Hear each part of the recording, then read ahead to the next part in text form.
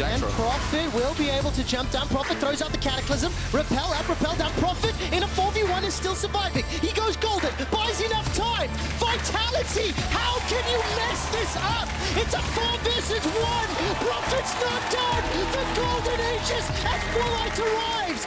Larssen, I'm waiting to see the follow-up. Prophet and Inspired. There's the Cataclysm. The dunk comes down. Cabo shot. He's not going to be able to do a lot more. He turns the pressure on. It's VoD that's already down. The 5-man stack of Rogue. They're pouring into the base. It's the ARAM style team fight. Xerxe looking for Prophet. The prowling projectile won't be enough. Here comes Woolite with the save and the heal.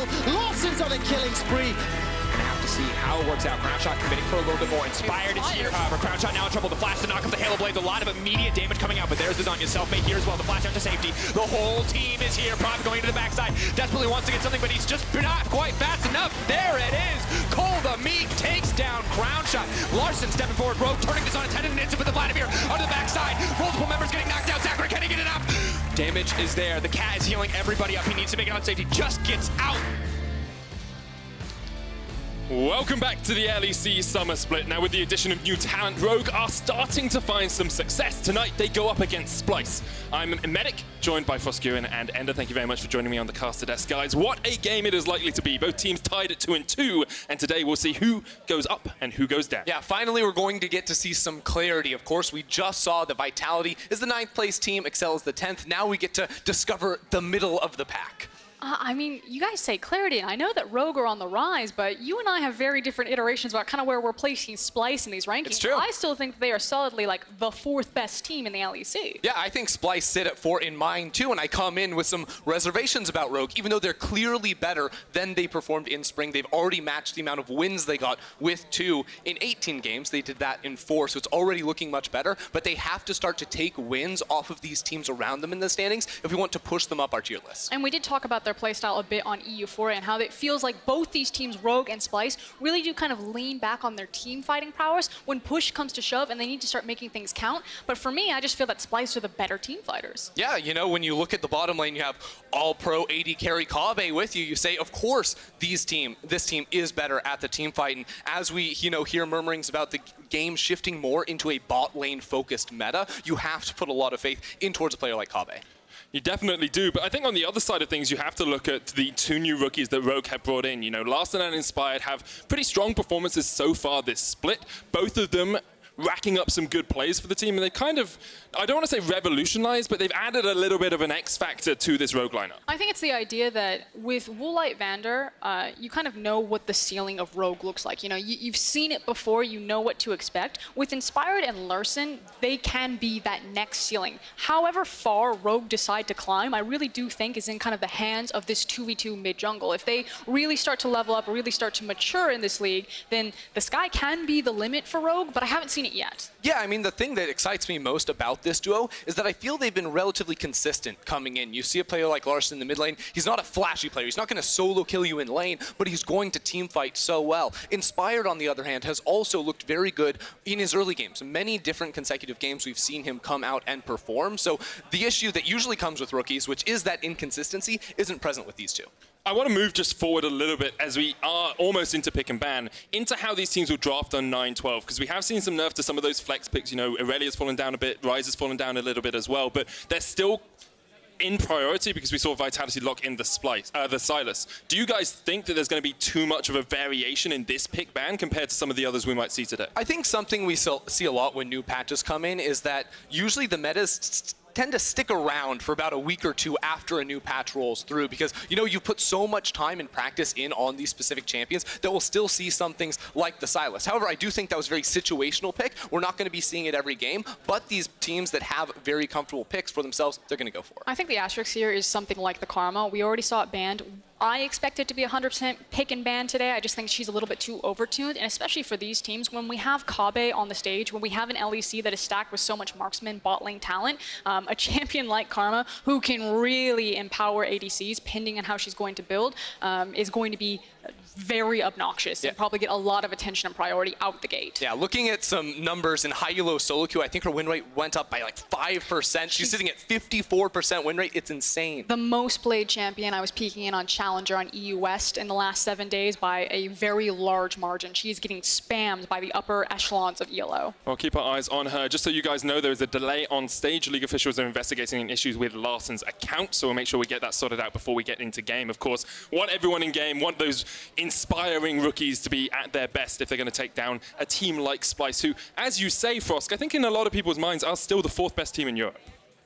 Yeah, and I think it comes back to, again, the consistency that you always know that you can depend on Splyce. You know that their members are going to step up. I think putting the magnifying glass, if we're looking at Inspired and Larssen, on the other side, I am looking at Xerxe and Humanoid in particular. Ender, I know you and I have kind of fall on very different fences when it comes to Humanoid, but Xerxe, I think we're both aligned on that he is everything for this team in the early game. Yeah, apart from Splyce's one game against G2 where he got completely bullied out and was non-existent, he has had 3 very impressive games. You know, on the Elise, on the Sejuani as well, he's had very good early games where he's just snowballed leads. And it makes me ask questions about this team too, because we haven't seen them, I feel like, get into a mid to late game on even footing with another team, because Xerxe has 8 kills on Elise, or, you know, he's snowballing on the Sejuani. So it will be interesting to see, I think, this team try to continue and evolve and utilize players like Humanoid, who I feel has not had the biggest impact in the other games. And I do want to kind of throw out a bit of an abstract observation that I've made of Splyce, and it's this idea that Norskeren is a very, for me, kind of like pop-off player, but very hit and miss and inconsistent. When he gets picks like his Braum or his Rakan, he's not always making the big engages all of the time, which is why it is so important for me when I see a Splyce composition that Odo and Xerxe get some form of hard CC. They get some way of starting team fights, because I feel that they can more reliably do it for Splyce than someone like Norskeren. So as you start to kind of track how Splyce is putting together their 5v5 compositions, if it's Norskeren who's like the only guy with the CC, I'm like, oh, I'm a little bit worried there, because he hasn't had the cleanest track record of hitting the right place, right time as someone like Odo on like a Kennen. It's such an easy thing for us to keep track of in the draft as well, so we'll bring that one back up as we are about to get on into the game. I wonder if Larssen was just like, oh, there's no teamfight tactics here. What am I meant to do? How do I warm up for the game? I got 1 game after a 10-hour queue the other day. I still haven't gotten to log in. I got kicked out straight afterwards. We won though, 100% win rate. There you go. The Many Drakey teamfight tactics trio. But for now, we're going to talk about League of Legends. Into the pick and ban between Rogue and Splyce. Rogue electing the blue side means that they get that first ban, and we'll see if Karma or even the Lux is taken off the board. You know, we've seen, with the Lux, especially in other regions rising up, Enchanter seems to be the name of the game in the bottom lane. I think as we move forward, we're going to expect to see a lot more of that. Does open up questions about what the blue side priority pick is going to be, if Sona's going to slip through the ban stage again, and Woolite and VandeR are going to try their hands on a classic combination that they pulled off to beautiful success in the last time we saw Rogue. Is that the Sona Taric? That's the Sona Taric. Right, Sona Tom Kench works as well, though. We have seen some variation there. But VandeR can't do the cross-map invulnerability with the Tom Kench. That's true. That's true. Cross-map Devour could still work. Okay, Karma banned away. There's the Aurelia ban as well. Sona's going to be taken off the board by Splyce, so we're not going to see Woolite and VandeR piloting that in the bottom lane. And again, I'm going to make a guess here, and I'm going to lean towards the Sejuani priority pick if she's not picked away here in the ban phase.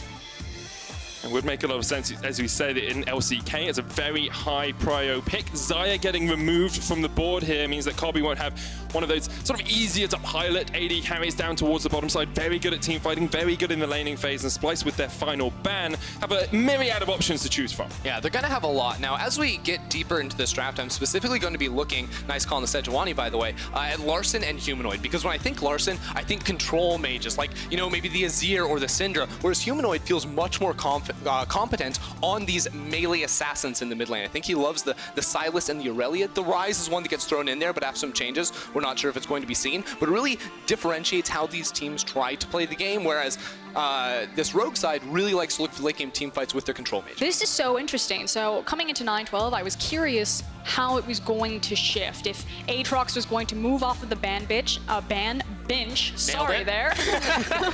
and into first pick status. That's going to get clipped out.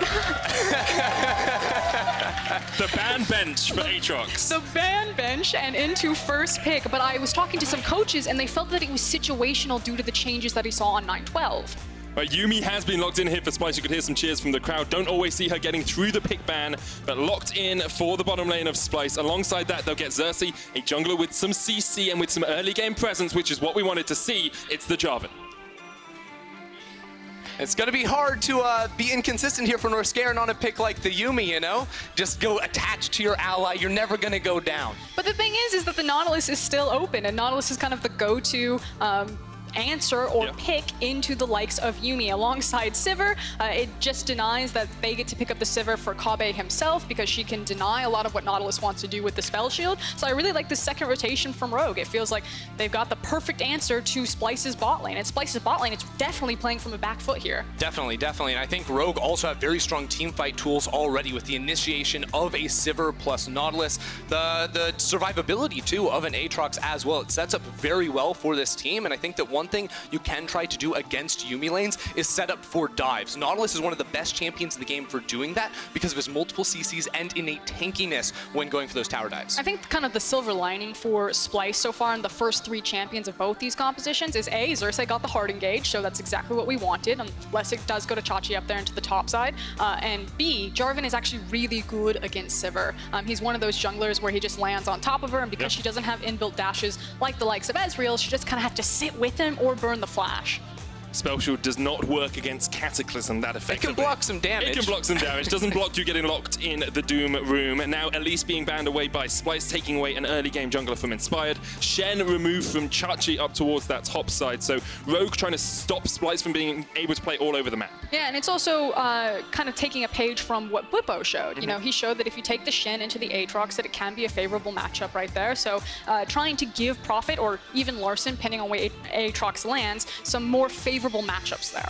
I also like seeing Splyce now removing a lot of these early game junglers from Expired. I expect to see him, Inspired rather, I expect to see him go for the Rek'Sai. That's been a champion he's really enjoyed in the past and very good at trying to find roundabout ganks onto someone like an Ezreal. But they could just grab the Rek'Sai for themselves right here because you have so many jungle bans leverage. I was curious which one it was going to be unless it is a Jarvan jungle in fact. Could always flex that Jarvan, as you say, up towards the top side. Azir will be the lock for Splyce. Humanoid playing something relatively, you know, utility mage focused in the mid lane. Has a lot of damage, but of course, not known for early aggressive plays. It's also a great takeaway from Larssen. One of his key picks is something like that Azir. He is nasty on it, and it works really well in tandem with Ezreal. Ezreal and Azir can spike at kind of similar points on 2 items, and then Azir can fully outscale. So Ezreal also adds as a good bridge for Azir's late game power spike. So sometimes those words can be a little bit tricky for us. I've been tilted since first pick. Understandable. Okay, so Skarner is the next lock in here for Rogue. Both teams, we talked about how they want to be able to team fight in comps. I'm seeing that a little bit from both these sides, Ender. And I really want to see them pick the Corki. Yes, I love this pick up against the Azir. You really start to outscale on this champion 2-3 items. You have that consistent DPS, and I feel like it fits right into Larssen's wheelhouse. We'll see what Splyce decide to lock in last. A lot of different options for them. Not going to be the Volley Bear. OP in teamfight tactics, but not so strong on Summoner's Rift right 3. Now. Gnar as well in the top lane will be locked in here for Vizicsacsi, one of his signature picks. So now that we see both the compositions rounded out, I want to talk about how these teams will play. When we came into the game, we said team fight tends to be the way of both these squads. Is that what we see from the draft? Yeah, I think we're seeing a whole lot of that. You just look at the mid laner and AD carry, right? On the side of Rogue, you have Corki plus Sivir. So much late game DPS on 3 items. Almost nothing can go head to head against that. Whereas on the other hand, you have Splyce, right? With this Azir in the mid lane, you're going to be pumping out the consistent DPS. The thing is, I agree with you, Frost. They spike earlier on that 2 items. I think that's the window they have to seize, which Splyce has historically struggled with. Yeah, and I just want to make sure that Splyce have a really clean, very strong mid-game here. For their early game, all eyes are on Kobbe and Norskeren. How are they going to pilot this Ezreal and Yuumi? We've seen very hit-miss looks at this 2v2. I think the poke is astronomical if it's played correctly, but so far, every chance we get to look at Yuumi in the LEC, it looks very disappointing. Yeah, whenever a Yuumi lane controls the wave, in other words, they're pushing that wave and they're forcing it underneath the tower, you can't do anything against it. You're going to get hit repeatedly with that Q from Yuumi. You're going to get poked down. You're going to be too low to ever force and engage. Whereas on the other hand, if you're getting pushed in with Yuumi, oh boy, that's trouble. It definitely can be. Just so you guys know, there was an issue with runes. We'll be remaking Champion Select with the same picks. We'll be onto the Rift in just a couple of minutes. Shouldn't be too much of a delay, thankfully. But So we talked about the 2v2 bot. We said, you know, the Yuumi can get that push in, but let's talk about jungle mid, because that was where... I really like talking about the 2v2 bot. I'm a bot laner. We'll get back there. I'm a support main. When we get into game, we can focus on that for ages, Frosk. Humor me. Give me this favor. We said Inspired and Larssen would be that 2v2 to watch. The rookies coming up big for Rogue. Does this duo allow them to get Rogue ahead in this game? I mean, the early 2v2, I feel like Skarner is still really reliant on post level 6. Yeah, he can like wiggle out of the jungle and just try to like wiggle on people. Corki does a lot of DPS, but I feel like this is mostly a war of attrition in that mid lane of Corki landing his poke, chipping away at Azir, and Azir not necessarily playing the lane, also chipping away. I agree. I think mid lane is pretty boring until level 6s come around. That being said, you know, you bring up the Skarner pick. You say pre-6, it is a little bit of a struggle. I think you can mend that by, you know, taking the Predator boots and then going to a lane with CC. So Corki in the mid lane isn't going to set you up. But Nautilus, oh boy, that's a whole lot of CC on every single ability. It definitely is. You have 4 forms of CC in that kit. Is incredibly impactful for you. Just want to say it's not on the W. Yeah, it's not on the W. There. But he's so tanky that he's able to get out more CC. Tester, you think you'd know that? the combo is the Q from Nautilus into the auto attack, into the W for the auto reset, into another auto attack to maximize. And you also press E in there somewhere. And just spam the E. Get and then you just maximize your damage trade. So we'll have to see how well Norskeren and Kobbe can play safe in that lane if that Nautilus is looking for the engage. Ezreal, of course, very easy. You know, you can buffer out the Arcane Shift, jump away, but if the Yuumi is ever caught, you're in for a world of hurt. Yeah, and it's also the fact that Sivir is able to output a lot of damage very quickly because she also has an auto reset. So normally we say, yeah, Yuumi can get caught because there's not enough CC to keep her down long enough for her to get burst out, that she'll just reattach to Ezreal and walk away. But I actually think with Sivir Nautilus, there is that upfront burst damage available that if the CC does land, she'll be immediately deleted. Also, let's remember that on patch 9.12, there was a change to Yuumi, which means any form of immobilizing CC will interrupt it. Before it had to be a knock-up or a displacement of sort, that would knock it out, but now even Nautilus's auto attack, that route will stop her while she's in transit towards her ADC. Right on the money, Ender. Now guys, if you're just joining us, we do have a delay ahead of Rogue and Splyce due to initial with runes. Picks and bans are already done. We'll be hitting the Rift shortly. For now, we'll keep discussing exactly how we feel these games are going to go. So I've played a lot of Sivir Nautilus against Ezreal Yuumi. Some of the fun things to look out for is how Nautilus will try to stand and block the Yuumi Qs that comes in and tries to tag his ADC, and he can do it really successfully because he also has an inbuilt shield, so he feels really good to actually take those extra poke damage. Yeah, when Nautilus's shield is up, he can block it, and then while it's down, Spell Shield comes through from Sivir, and then his shield is back up, so you just constantly can cycle through those abilities to get out of that poke. Of course, the shield from Yuumi's passive was nerfed a little bit on this patch as well, makes it a lot easier to get block. The bop and block. That's such a good name. Sure. It's very accurate. It is. It's very accurate. You and Me is very accurate as well. Final chapter, not so accurate, but thematically pretty good. The last ult of the game, though, in theory, would be her final chapter. It would be. It would be indeed. So I want to just set the stakes for this game for these two teams as we are back into pick and ban, so we'll be running through that just very quickly and we'll get on into the game. Let's set the stakes. Let's have a talk about what this game actually means for these teams, because I think from Splyce's side, losing today would be pretty disappointing. They haven't looked incredibly good so far this split, but a lot of people are still putting them as that 4th best team. Yeah, right now you have to say they're the 4th best, but think about it this way. The first 3 weeks of the season are split up by Rift Rivals. So we have 1 week off for that, and then we have a break week afterwards. So these first 3 weeks are all about cementing yourself and trying to put your best foot forward and prove where you belong. After these 2 games today, or these 2 games this weekend rather, that's all over. So Splyce want to win these next 2 to solidify themselves as 4. I mean, obviously everyone wants to win. That said, Splyce last week said that they had some issues with internet outage, so they didn't have necessarily the strongest practice. They said that into interviews, and like I totally understand, it's right before Rift Rivals, you always want to pick up your wins, but over in the LPL, right before Chinese New Year, where there is an extended break, a lot of teams will kind of coast into it, knowing that the real muscle power happens during the break where you get that extra scrim time, and then on the other side when the games start to mean more as the split goes on longer. So not that Splyce are going to coast here, but I think it is a bit more forgivable if they're not in tip-top form, knowing that their practice was interrupted last week and we are about to go into a long form break. They definitely are. You do have that little bit of time to reset, to reevaluate. Rogue will be looking so far at this split and saying they're pretty happy. 2 wins out of 4 games. They've only beaten the bottom teams in Vitality and XL, but so have Splyce. And if Rogue take a win today, that team is looking a lot more promising coming into that mid-split break. I think it's about shift in discussion. You know, no one really knows what to expect from Rogue, how far they can climb. They've already done better than they did in spring, so is playoffs the goal? Where do we actually set expectations and goalposts for this roster?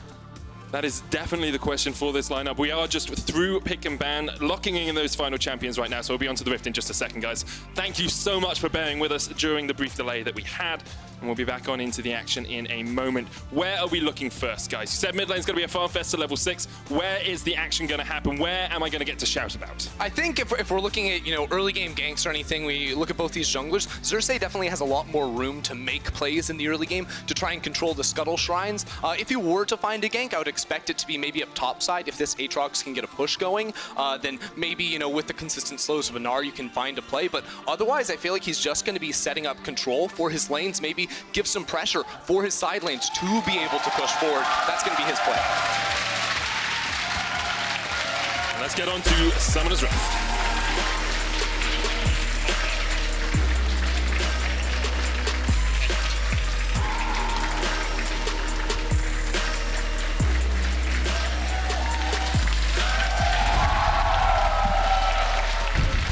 Look at how beautiful it is. It's Summoner's Rift. We've waited long enough for it. And now we see the green meadows, the vibrant bushes, the flowers, the river, ebbing, flowing, ready. The golden pigeon. The golden pigeon. Sure, Frost. That's what it's called in China. Azir. It's actually? Yeah, the golden pigeon. Okay, one of these days we're going to do a cast where we just use the Chinese names for things. I can do it right now. Do you know what Yuumi is called? Book cat? See, on the playtesting, we just called her Cat Book. That was her name for so long in development. Salmao? I think Book Cat is better, personally. True. I guess if you rate the importance of her book over the cat, then that's fair. Don't worry, guys. I'll bail us out. So we've placed some early vision, especially in that river, and we seem to be cheating towards the top side. It looks like we're trying to secure, Splyce are trying to secure a good start for Xerxe to hide where he's starting. So you can see the early red Raptor ward that's been placed by Splyce. It's been pinged out there to make sure that they can track if someone moves in to place a ward on his red. Yeah, Inspired also placed a blue ward on his own blue buff, expecting maybe Xerxe to go straight from red into the enemy blue, perhaps. So looking at Expired perhaps to go for a bit slower of a clear down towards his Krugs, get that early level 3, and wait for a gank until he can get a recall off, get those Predator boots, and find something. Kobbe Norskeren, maybe a little bit aware that an early Skarner gank could happen down towards the bottom side, have placed the ward in that tri-bush as well. We'll keep our eyes on the Catboy bottom lane, I guess, with the Ezreal and the Yuumi as they just get pushed in a little bit by Woolite and VandeR early on. Yeah, W start as opposed to the Q start for Woolite on the Sivir, so wants full wave control. And gives you nice little trade access with the auto reset as opposed to just trying to tag the boomerang on both sides. And VandeR, you can see there, we talked about him being able to use the Titan's Wrath, the W, to shield up against any damage that comes out from Kobbe and Norskeren. That's exactly what he did. Prowling Projectile will hit, and it's Arcane Comet from Norskeren. Yeah, and early on, that Prowling Projectile is an 11-second cooldown for Yuumi, whereas VandeR's shield is a 12-second cooldown. So unless that Q is coming out immediately and also landing immediately, it is super reliable for VandeR to be able to block it.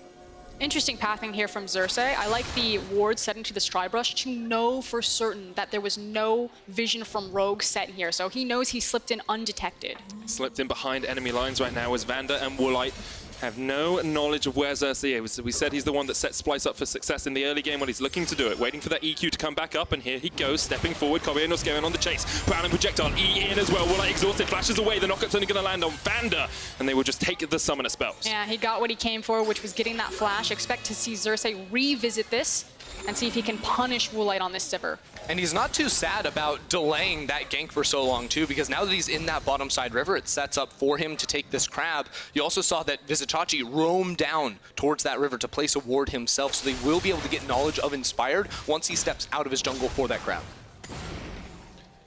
Inspired here, as you say, spotted out, going towards the crab, and across the board, pretty even in these lanes, but we are only 3 minutes in. Maybe I'm anticipating a lead a little bit too soon. Xerxe here will stay down towards the bottom side, knowing that Woolite doesn't have his flash, means that he can protect his bottom lane. And since Inspire did look for a slow clear, there's unfortunately nothing for Xerxe to really grab after getting that summoner flash. You know, using the Squire's Bloom there, if the Krugs had been up, he would have walked there and kind of traded that Krug camp, but because he expended so much time and because Inspire did such a slow clear, Xerxe actually does lose a little bit of time in his jungle efficiency by having to walk all the way back to his wolf camp. Which means a faster level 6 for Inspired. He's going to be able to recall now, pick up his Predator boots, maybe look for a play down towards that bottom side, which is also pushing up.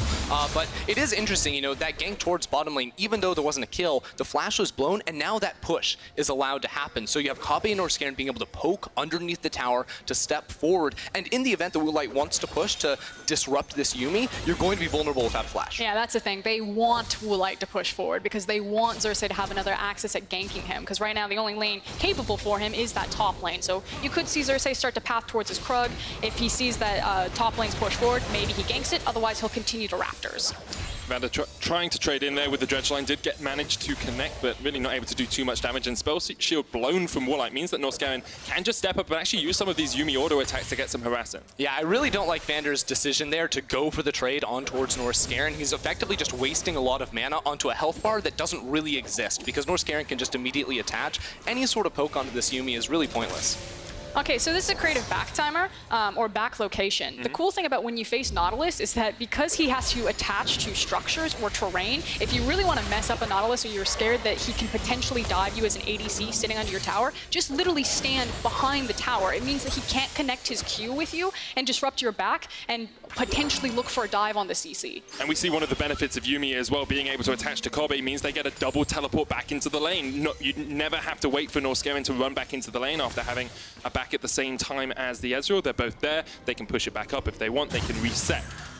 And importantly, what this means is actually because the lane is sort of pushed towards Splyce's side, because you get two people to return to lane, Woolite can't match the teleport. He has to walk back through lane because he can't step forward without his support there. And that's actually a really big weakness that you have every single time you face against Yuumi. I mean, as soon as we say it, he teleports back in, but they did know where the Jarvan was. They saw him clearing out a ward, which made it a lot safer for Woolite. He gets back here and expect just to see him pathing down towards the bottom side of this. Doesn't want to get anywhere near Xerxe. Now, looking at the rest of the map, we've looked a lot at bot lane, but level 6 is on its way for Inspired. Larssen and Humanoid have already hit it. Xerxe still only at that level 4, expecting to see those level 6s really start to have an impact on the map. But it is starting to get a little bit frustrating for Xerxe if he wants to make a play. Right now, he's just kind of shadowing his lanes, keeping them safe while they do continue to have pressure there, you know, moving up between Humanoid as well as Kobbe and Norskeren. So I do want to credit Rogue, especially their bot lane, of keeping themselves safe and recognizing that they were playing Summoner down and they did have a target on them. And Xerxe will use the bot side pressure that they have to take away the Cloud Dragon. Teleport burnt by Prophet on that Aatrox. First pick, remember, taking him back up towards the top side. Haven't really got any leads in any of the lanes. Nothing substantial, but kind of to be expected when we said both these teams want to scale towards those two items in team fights.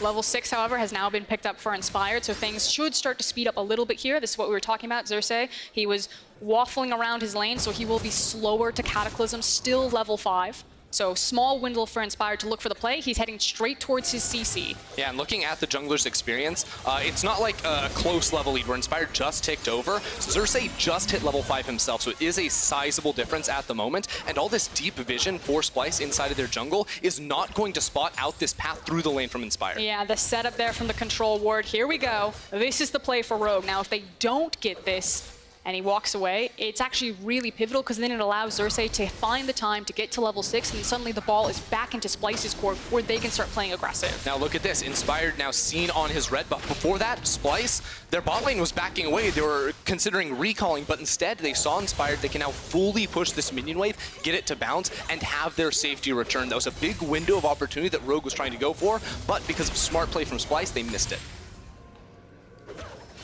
And the stalemate continues in the early game. It feels like both teams have just sort of dug out their trenches and are very happy sitting on their side of the map for the moment. No one really doing too much, no one really being able to find that impact. But all it takes is one explosive play. All it takes is one bit of lack of vision somewhere for one of these junglers to be able to find an avenue into a lane. I do like the fact that you bring up lack of vision, because I feel like it was lack of information that really halted Rogue having their window to make a play. You know, it was the fact that Inspired didn't know if Xerxe was actually in that bottom brush behind them, so he didn't want to try to force something when you're competing with heal and exhaust up from Yuumi, as well as the potential of a Xerxe level 6 sitting down bottom.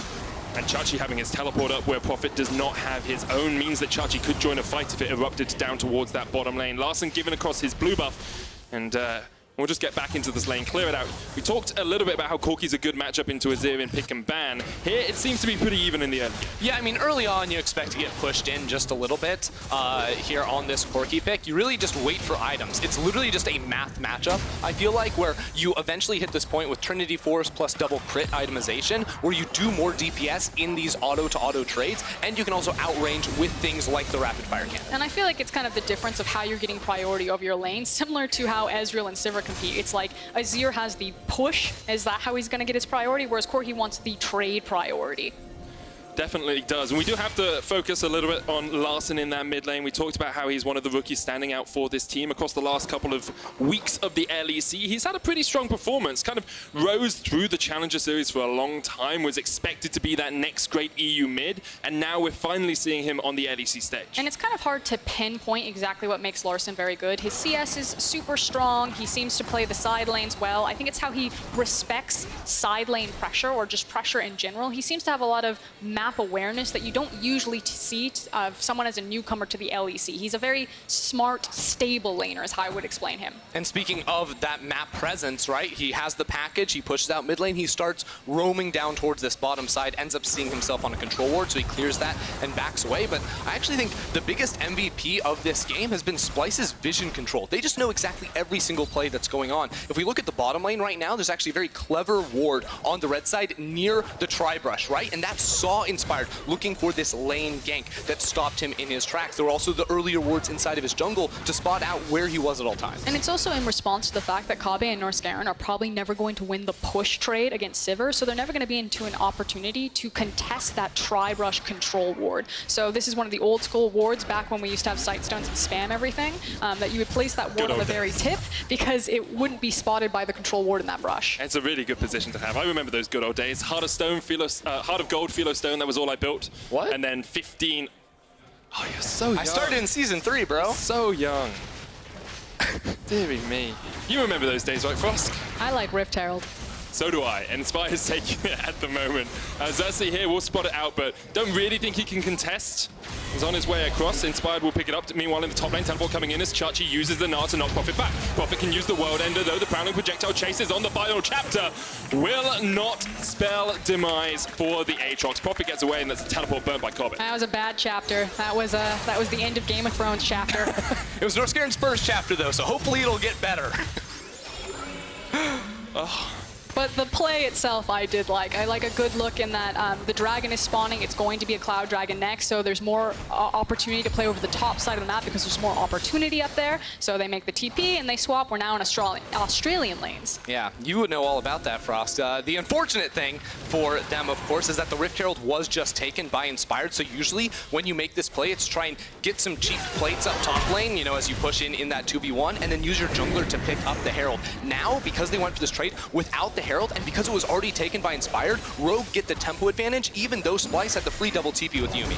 Yeah, see, Rogue could pick up a lot of gold out of this Rift Herald. And again, so important that most of that gold is being funneled into Woolite's hands, where he's the primary beneficiary. This is not good for Prophet. He doesn't have the World Ender. He does have the flash if he tries to get away. Here's the TP coming in. Kobbe not going to tank up the tower. Xerxe takes the shots, but good escape from Prophet. Why are you there? Well, because he can repel the advance from Splyce. Because he had two people TPing in behind him.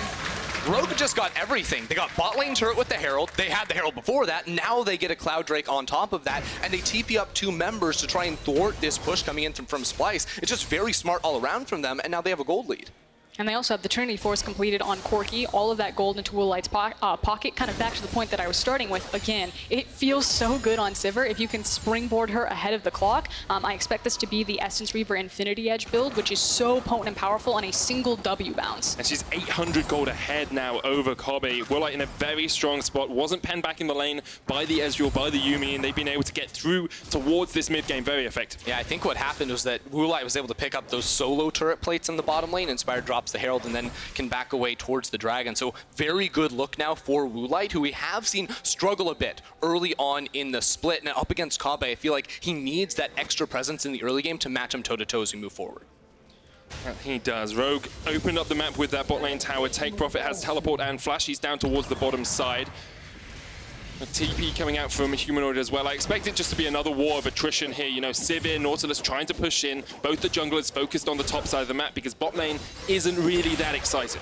They do need to be a bit careful here. Splyce should have heads up that Corki is receiving his blue, so they should know there's at least 2 members from Rogue down within their jungle. Again, also, that vision that we talk about, though. Spotted out by the vision. They're not playing, they are playing with Chachi's TP. Hold it, though. Oh, Prophet came up through the river. No vision down towards the bottom side. Wasn't able to connect on a Humanoid who just shuffled away. Meanwhile, in the top lane, the final chapter has been used. The projectile comes out as one, and First Blood goes across towards Kobbe. Xerxe goes golden, and Spire's going to drag him back. Prophet's here, the world ender pops, and that is 1 down. Rogue answer Prophet on the chase as he looks to go forward. Yeah, Larssen is also on the rotation up here, so the rest of Splyce will be forced to back away. They got the First Blood, but go even in the end. Yeah, and meanwhile, it is Humanoid who's picking up some free farm and some solo time with this Azir into the mid lane. So while it is a 1-kill pickup there in Kobbe's pocket, I feel like it's still a very neutral map.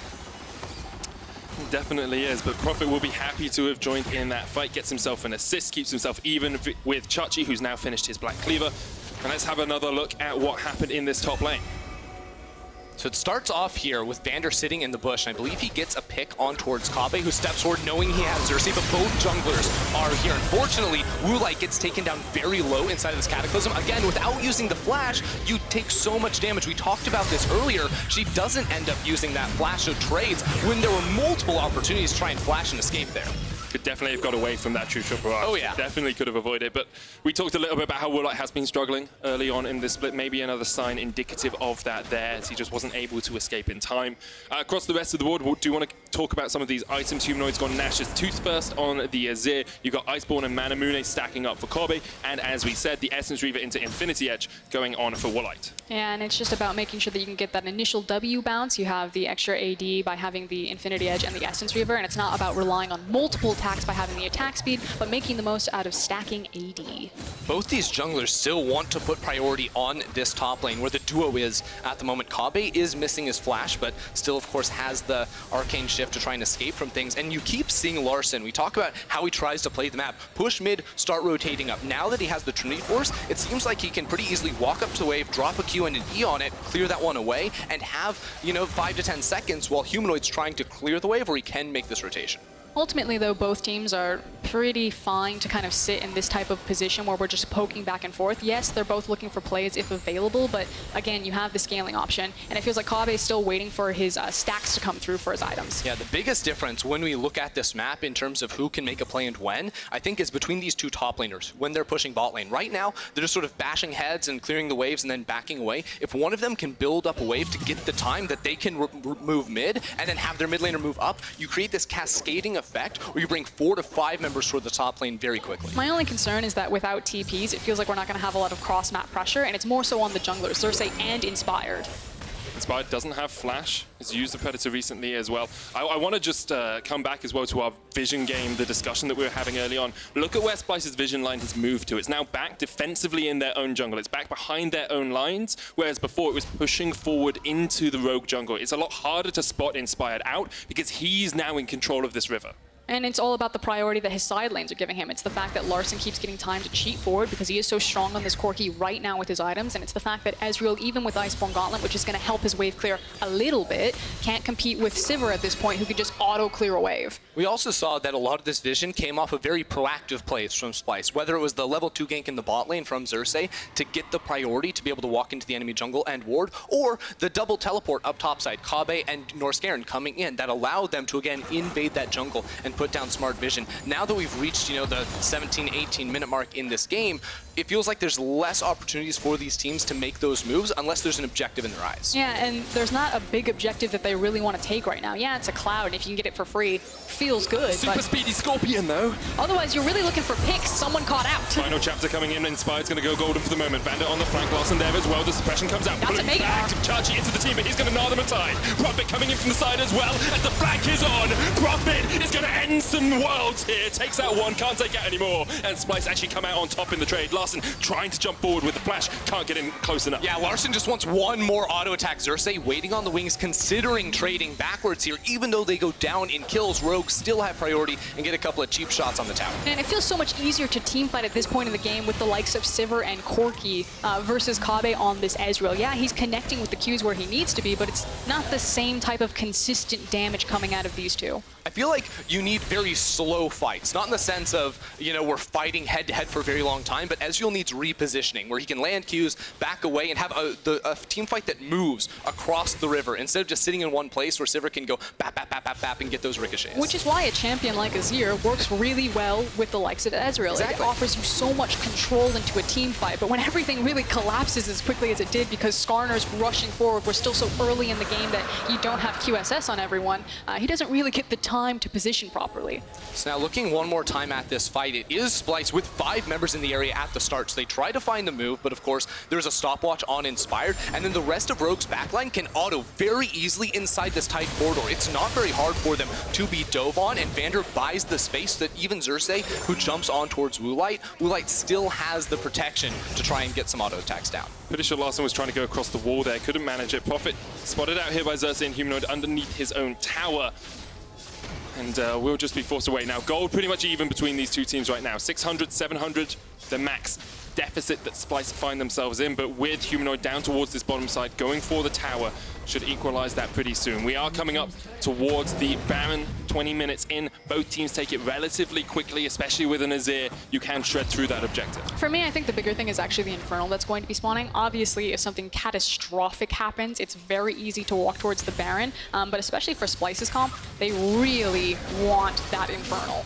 It makes Kobbe feel so much better on the likes of Ezreal. Especially because itemization-wise, 2 items is where we give them that edge. It would feel very good. Speaking of 2 items, Woolite also has the Infinity Edge and the Essence Reaver too, so the Qs are going to be doing a lot of hurt. Of course, because Woolite has the auto attack reset built into his kit, he values the attack speed a little bit less, especially early on when it's more about quick trades as opposed to the longer fights. And again, it just feels so good if Azir kind of sets the line of scrimmage where he pushes everyone back. A champion like Sivir doesn't need to rely on the attack speed because she can't actually range to hit anyone. She just wants the bounce back there, which is why the crit feels so much better from the Infinity Edge versus a second item Zeal.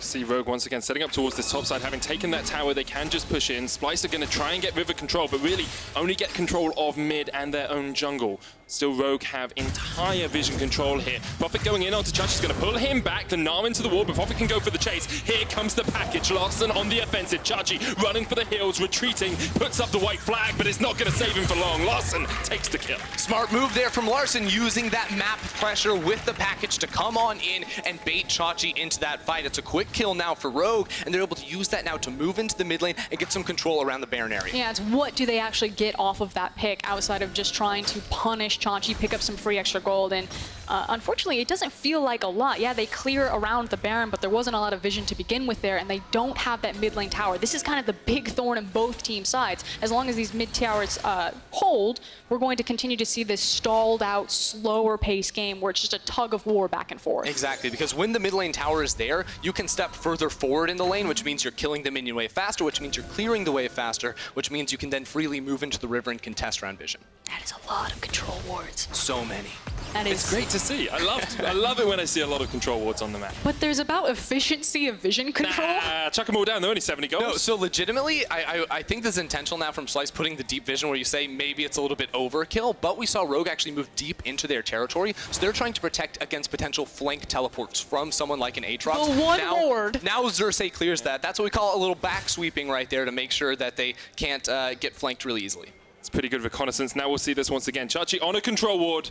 They've been hurt by vision before, Frosk. They weren't going to let it happen again. And he just didn't respect the fact that Larssen could be there in a snap second. Whoa. That looks cool. Yeah, it did. I enjoyed that. Thank you, observers. That was pretty sweet.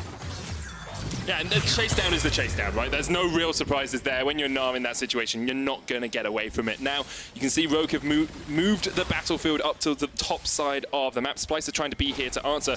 I want to come back to some of the players we said we wanted to see a lot from coming into this game. We talked about Inspired and Larssen and Humanoid and Xerxe. Those were the guys that would set these teams up. How do we feel they've done so far? Well, look, I've been pretty critical of Humanoid recently because I feel like he has not had huge impacts in these games for his team. I think, you know, lowest in terms of damage per minute, damage per minute difference against his enemy mid laner, damage share, all these things he rates very lowly on, and he's usually playing these split push style champions. Now in a game where he's on a pick like this Azir, he has to output so much damage in these team fights for Splyce to feel good about themselves. Chachi's going to get caught out. Whoa! Pulled back with the Impale. They're looking for the blast cone as well. VandeR's going to knock him up, and Chachi doesn't really have anywhere to go. CC'd for days, tries to get away, has the flash, rooted over the wall, but Prophet can flash for the chase, and Chachi will not escape.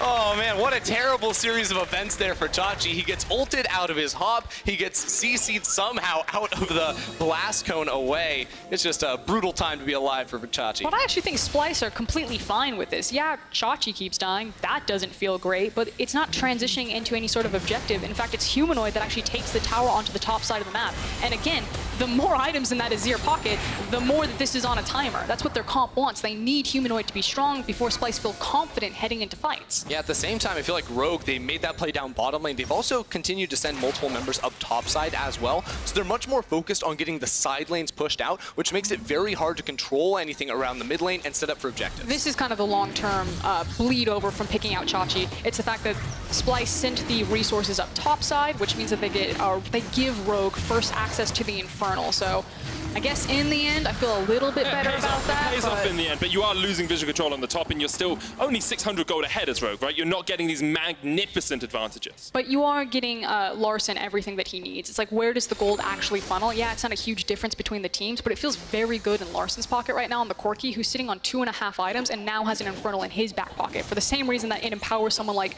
Ezreal, it's just as empowering on someone like Corki. That being said, Larssen is sitting at around 700 gold less than Humanoid at the moment. It's not about against Humanoid, it's about the team. Definitely overall in gold, but I was looking at it too because that difference is made up in the top lane for Prophet, a little bit in the jungle too for Inspired, where they have been putting more resources. Remember, Xerxe took a very slow approach to clearing his jungle while Inspired really tried to get through that. So at the moment, the difference is in the top lane split push for Rogue and the mid lane damage dealt over time for Humanoid. And we're starting to see Rogue almost 1-3-1 at points here. Aatrox in the top 3 players in the mid and Corki down towards the bottom side, just pushing out those waves. Eventually, you feel they'll come up and all fight around this Baron. It might even happen now. Well, it's also that Inspired has Flash, and no one has a QSS. He's just looking for his Flash. Here we go. Xerxe's the one that's going to go for the engage. The final chapter used as well as the fight erupts in the river. Xerxe falls back, Chachi off towards the top side. Prophet there with the world ender, but you need to get a kill first, because otherwise you're going to fall. The Mystic Shot not quite able to connect, but the shutdown still comes out, and Splyce take the kill.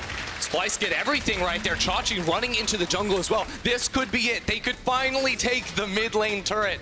They could just go to the Baron.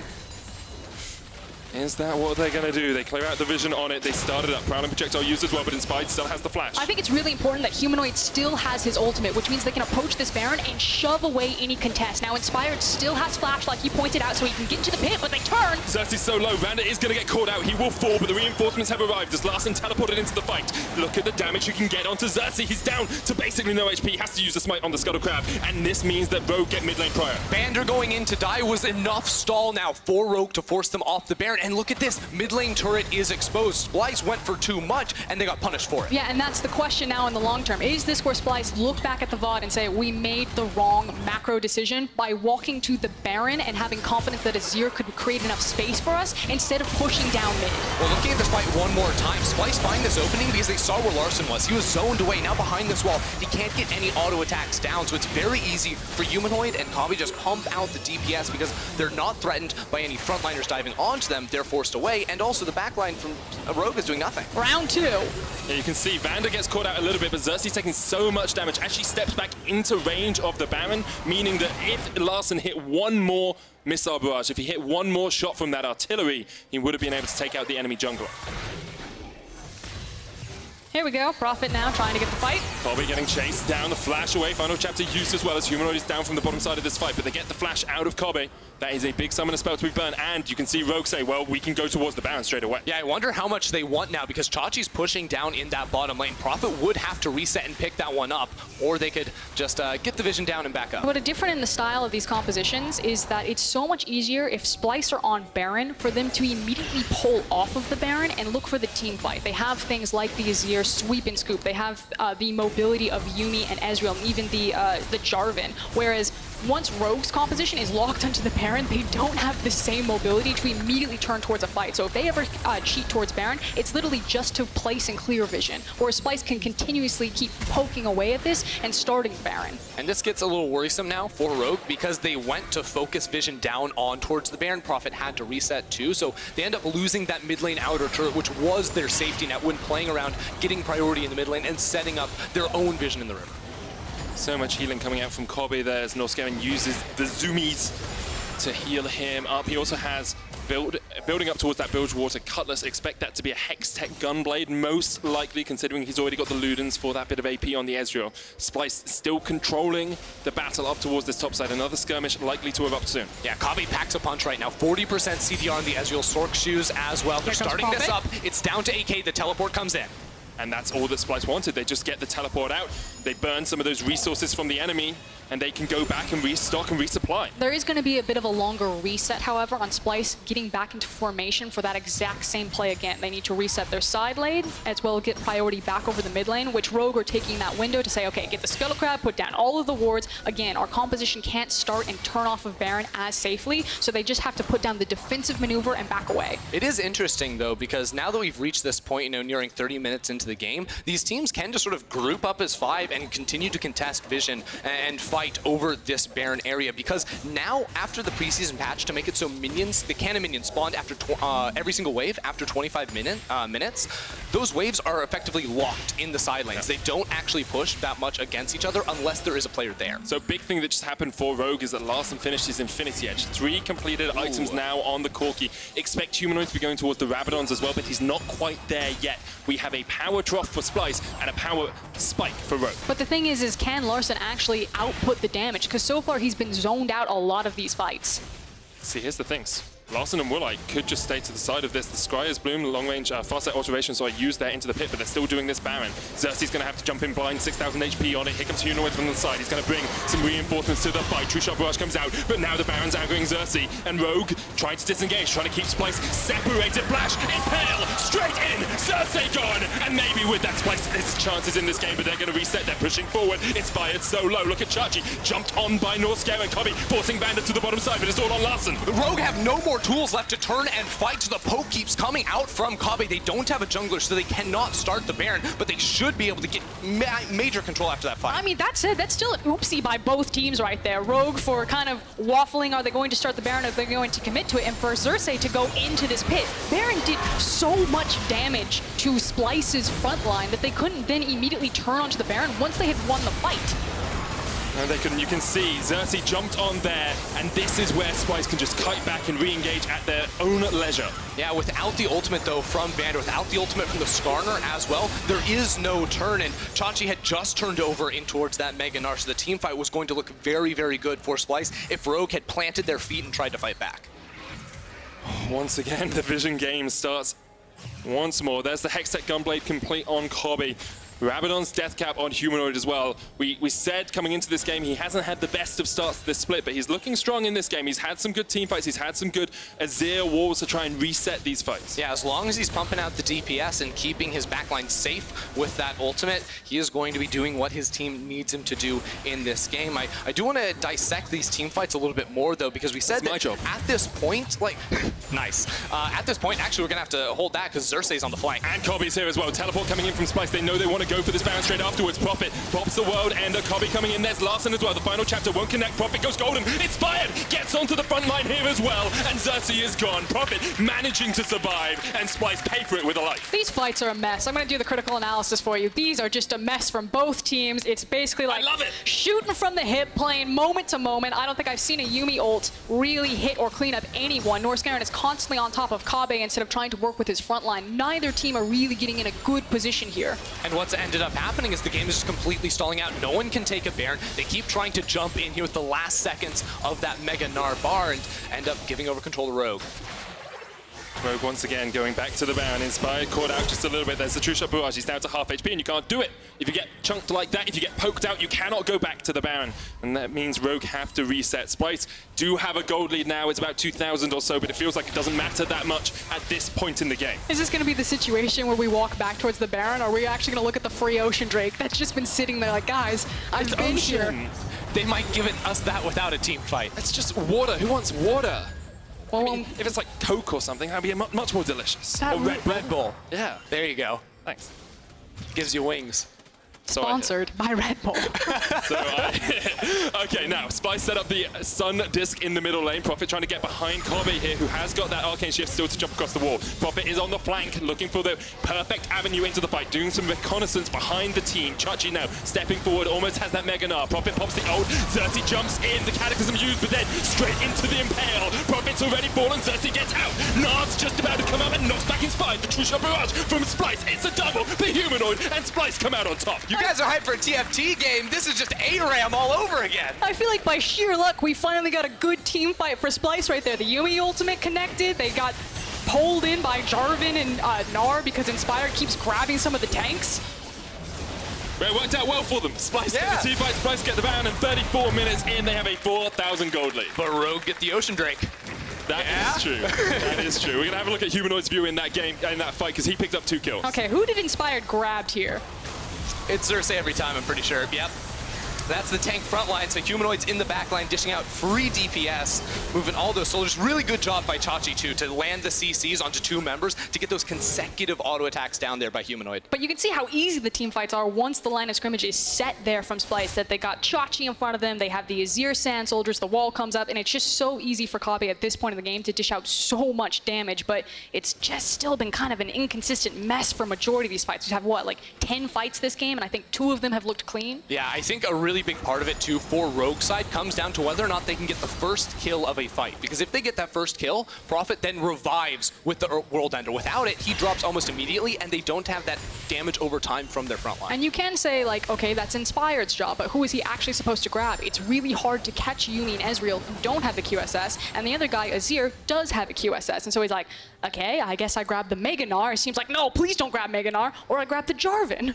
Yeah, really, not many options for him in this game. Do you want to give some credit to Xerxe as well in pick and ban? We talked about how he needed to be the primary engage for this team. Sometimes he did that pretty well there. Him and Xerxe teaming up with the Cataclysm into Gnar combo to stop Rogue in their tracks. Now, Splyce pushing in for the inhibitor tower down towards this bottom side. Yeah, with the Berry minions too, it's so easy to walk up and auto attack. Big damage coming out from Kobbe. That'll be the tower. Xerxe doesn't have flash, but they're going to go in with the chase on the hunt. Popped Humanoid there down to half HP, but VandeR's already done. And Rogue have to step back. That's the tower, that's the inhibitor. And that is Splyce with a strong foothold in this game. And now we get a good look at how Splyce's composition is supposed to work for them. Because it is the likes of that AP-esque Ezreal, it's doing so much damage. I feel like it really was a zoning ultimate that just wiped across Rogue. Have another look at that fight in the top lane. Feels like VandeR just oversteps a little bit. As you say, Larssen takes half his health, and here, just Inspired once again, dragging every single time he pulls in the Jarvan, but then VandeR's in the front line. He realizes he's not actually all that tanky once the shield from his W goes down, so the front line from Rogue is really stopping their damage dealers from being able to fight back. You know, as soon as one of their frontliners drops, they just have to run. I just think it's hilarious that Xerxe has the Warmogs and the Gargoyles. He gets pulled every single time. He's like, you can't kill me. I am invulnerable. You think I'm locked in here with you? You're locked in here with me. And just dunks the Cataclysm on them as he comes out of the Skarner ultimate. 6,000 gold lead for Splyce, and you have to think the next steps are closing out this game. Look towards the bottom side, take that next tower, look towards mid, take the tier 2, and Rogue will have to pull a rabbit out of the hat if they're able to get back in this matchup. I really hope we get another like 5 to 7 minutes of this game right now, because both bot laners on Splyce's side are trying to complete their Rabadon's death caps at the moment. An Ezreal and a Yuumi third item is going to be going for that big stacks of AP. And you can see Norskeren doesn't just have to sit on Kobbe anymore as well. He's on Xerxe, he's speeding up that front line, he's making Xerxe tankier, giving him the heals as well, and opening up the map as well for Splyce. This mid lane tower down to half, Prophet trying to push out top as the super minions push in, and it's very easy for Splyce to pull a Rogue around the map. Yeah, and Humanoid has that wave down bot side too, so that turret should be dropping now with that Baron buff. Larssen does have the package, so in theory can respond to a fight quicker, but Rogue, as we've said before, have no good targets to catch out. This must be such a frustrating game for them, because for the last 10 minutes, they've not been able to do much of anything. And the unfortunate reality is that while Larssen and Woolite are very strong also at this point in the game, in terms of their items, you cannot fight front to back, because your tank line will just get shredded, because you only have Inspired. He can't grab anyone he wants, otherwise it's just an Aatrox there, whereas you have Gargoyle, Stoneplate, Xerxe, and Xerxe who are just sprinting at you. Yeah, the problem is, theoretically, again, they could have a front line if they have an extra HP bar from their Aatrox, but because of the double stone plates from Xerxe and Xerxe, they can't get that initial kill. You can't catch an Ezreal or an Azir either. That doesn't seem like a realistic possibility either here for Rogue, so it becomes very grim for them. It means that Rogue need to get really creative with how they're executing these fights. If you ever see a situation where both teams are just deathballed running at each other, Splyce are going to win that every single time. You need some sort of flanking maneuver, someone caught out of position, in a realistic world of like Inspired can grab Kobbe and punish him. That's the only option I see right now for them. In all honesty, like, Humanoid has the QSS. Any other target isn't going to net you much of anything. I guess you could grab Norskeren, but if you're ever catching a Yuumi in a late game fight, then that Yuumi's trolling. Could look to catch out Vizicsacsi down here towards the bottom side. Maybe not anticipating all of Rogue waiting in the bush. Guerrilla warfare from them as they try and catch someone out, but Xerxe just goes into the Mega Gnar. It's too far pushed up for any of Rogue to really chase this, and with Splyce getting mid lane prio and with the Elder Drake being up soon, you have to expect that's where the next fight will erupt. Look at what Rogue are doing though. They have a couple members sneaking into this bottom lane trying to catch on the counterplay, but there's 5 members of Splyce here. Yeah, Woolite has TP. He'll have to join the fight from mid lane if they want to go for it. Predator popped, Prophet trying to force them up towards the top side, but battle lines have been drawn and neither team is willing to step forward. Yeah, because check out where Woolite is. He's just chilling in that mid lane trying to collect some farm, and now he's responsible for catching that wave. Does have TP. Where's he going to TP to? There's a ward in the pit. Is that where you're coming in? There's one down towards this bottom side as well, but there's a control ward on that. There's the TP.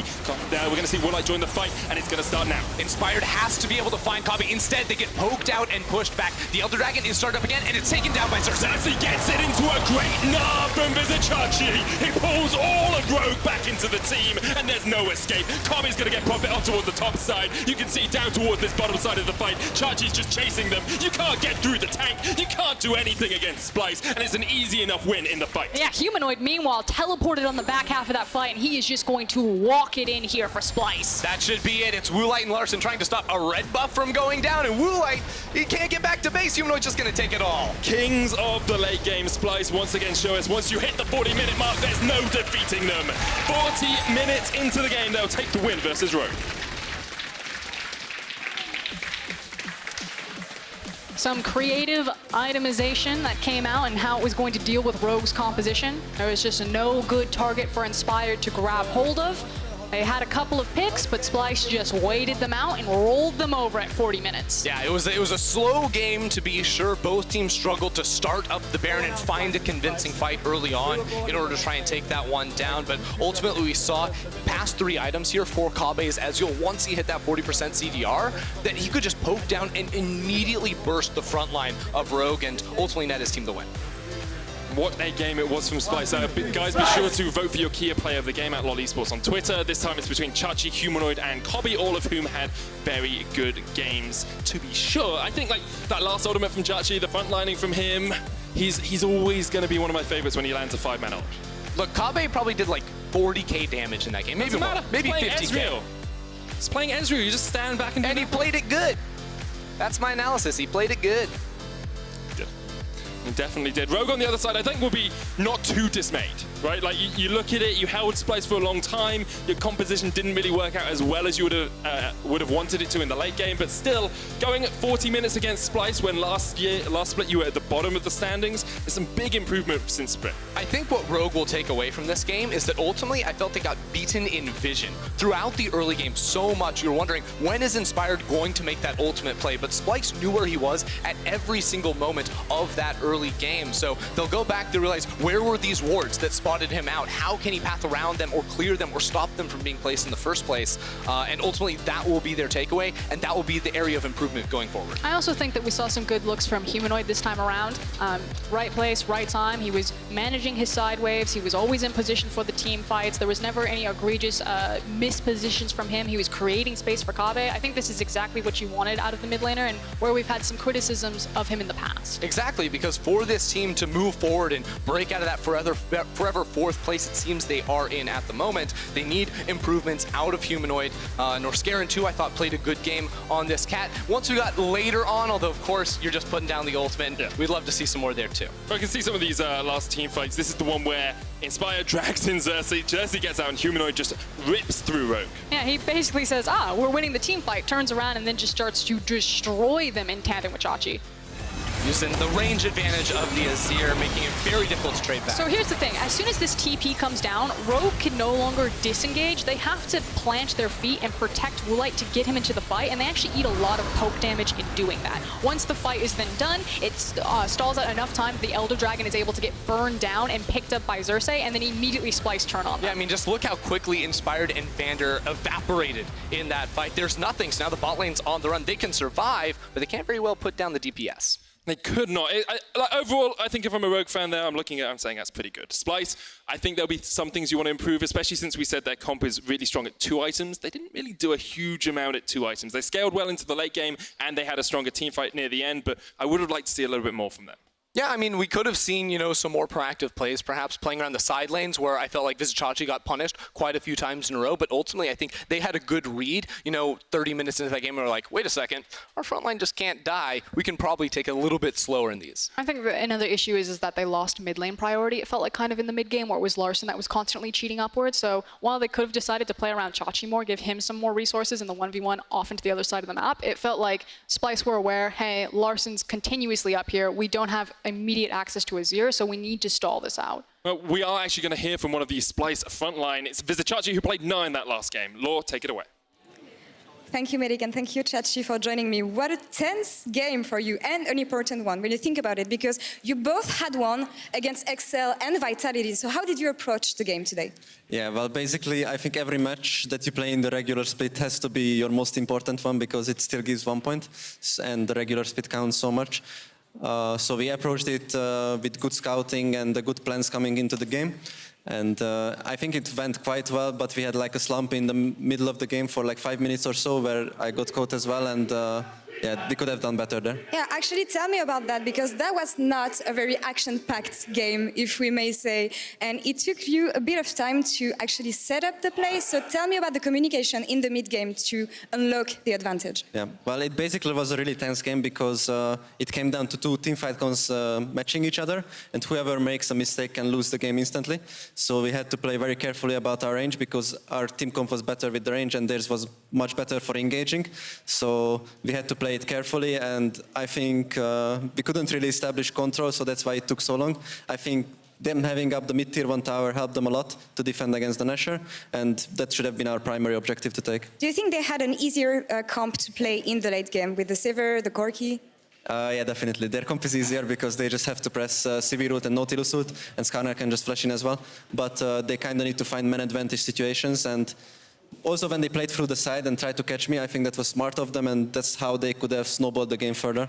Is this because of how tricky their composition was that you made a nice NA cosplay by dancing around the Baron for a good 10 minutes? Yeah, we said let's group around Dash and just fight them to death. Well, that was a good game for you guys. Thank you. Congratulations on this one. We'll see you tomorrow, and we're going to take a short break. And coming back, Schalke 04 will take on Origin. Take it away. The suppression comes out. That's amazing. Active Xerxe into the team, but he's going to gnar them aside. Profit coming in from the side as well, as the flank is on. Profit is going to end some worlds here. Keep kiting, keep kiting. Carry Aatrox, carry Aatrox. Aatrox no flash, Aatrox no flash. Go on Aatrox. Focus Aatrox. Just hit con. We win this. Nice, keep changing. With Can you stand Baron? Yeah, it's fine. No. Profit pops the ult, Xerxe jumps in, the Cataclysm used, but then straight into the Impale. Profit's already fallen, Xerxe gets out. Gnar's just about to come up and knocks back Inspired. The True Shot Barrage from Splyce, it's a double. The Humanoid and Splyce come out on top. The Elder Dragon is started up again, and it's taken down by Xerxe. Xerxe gets it into a great Gnar from Vizicsacsi. He pulls all of Rogue back into the team, and there's no escape.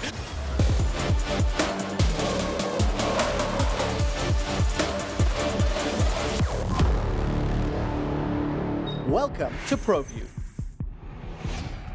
Exclusive POV streams for every player in every game let you get closer to the action and get inside their minds.